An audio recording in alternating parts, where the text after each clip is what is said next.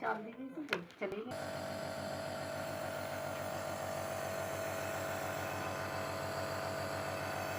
हीर अहमद, हीर अहमद।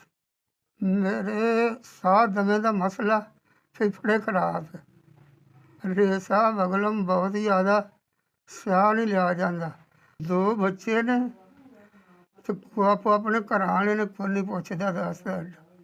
वाली मशीन मैनू किसी ने अल्लाह वास्ते दवे, अल्लाह ने तंदुरुस्ती दवे। अभी इतने अपनी धी को रहना, मैं उत्ते ही पेशाब पशूब करना, मैं तो बाहर भी नहीं जाता।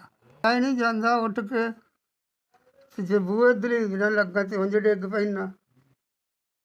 यारबाद वायु तो यारबाद होया, वो भी तेल तूल कराना दो।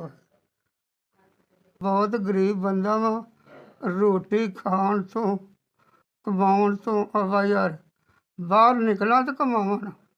जवाई वो बाहरों लिया कमा कमू के दिहाड़ी दप्पा ला के बच्चों भी देंदा, मैनू भी दे देंदा।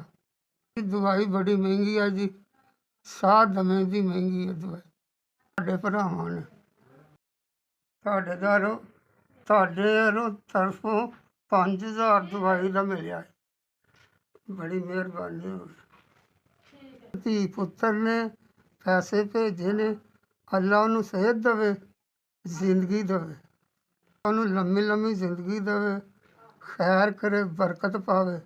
जिथे भी रहिंदे ने वो सलामत रहन, खुश रहन। मरीज बंदा वा, मैं लिया के दवाई खावांगा, उन्होंने हक अंदर होर दवाई दवा कराना। उन्हों का भला करे, भैन भरावां दा, धीआं पुत्रां दा। उन्होंने बजुर्गों भी अल्लाह सेहत तंदुरुस्ती दवे। मैं दुआ करना किसी ने अल्लाह उन्होंने धी पुत्र मौका दिखा, तेन भी ना मौका दिखावे, अल्लाह नूं तंदुरुस्ती दवे।